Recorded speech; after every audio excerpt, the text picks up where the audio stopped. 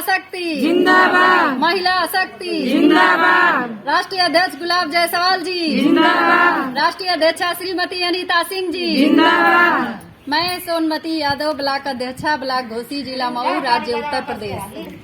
हमारे ब्लॉक घोसी के अंदर जिला मऊ के तहत आज यहाँ महासभा का आयोजन किया गया था, जिसमें विधवा माताओं का पेंशन आया हुआ था, जिसको हम लोग अपने हाथों से विधवा माताओं को वितरित कर चुके हैं। हमारी विधवा माताएं ये पेंशन पा करके बहुत खुश हैं और ये राष्ट्रीय अध्यक्ष और अध्यक्षा जो हमारे विधवा माताओं के लिए ये संस्था लागू किए हैं, ये संस्था तो सराहनीय है, क्योंकि जिन विधवा माताओं, जिस स्त्री का पति मर जाता है वह तो उसी तरह उसका सौभाग्य छीन जाने के कारण वह तो खुद ही बेसहारा हो जाती है।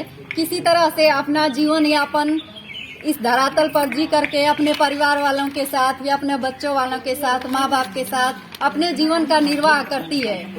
लेकिन हमारे राष्ट्रीय अध्यक्ष ने इस धरातल पर विधवा माताओं को 6 प्रकार की योजना लाई है। जिस प्रकार ब्रिटिश समाज में इसी तरह एक प्रथा आई थी हमारी धरातल पर, सती प्रथा।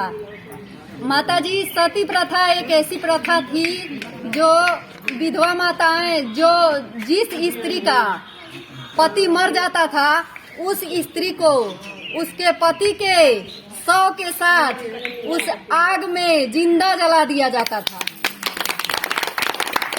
तो अगर पति मर गया है तो उस स्त्री का अधिकार जीने का भी नहीं था, उसको जिंदा पकड़ के आग में बिठा के जला दिया जाता था उसके लाश के साथ। लेकिन इस प्रथा का अंत करने वाले हमारे राजा राम मोहन राय जो ब्रिटिश समाज में आए थे, उन्होंने इस प्रथा का अंत कर दिया। उन्होंने कहा कि अगर जिस स्त्री का पति मर जाता है तो उस स्त्री को क्यों मार दिया जाए, उसको भी जीने का हक है, वह क्यों मार दी जाएगी, वो भी अपना जीवन यापन कर सकती है। पति मर गया है ना, उसका बेटा, बाप, भाई, बंधु और लोग हैं ना, और लोगों के साथ वह अपना जीवन बिता सकती है ना।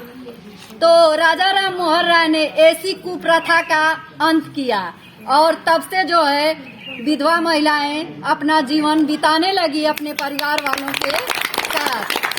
इसी प्रकार हमारे राष्ट्रीय अध्यक्ष और राष्ट्रीय अध्यक्षा जो है विधवा माताओं के लिए भगवान बन के उतरे हैं। जिन विधवा माताओं को कोई पूछता नहीं था, उनके लिए पेंशन 6 प्रकार की योजनाएं दे रहे हैं।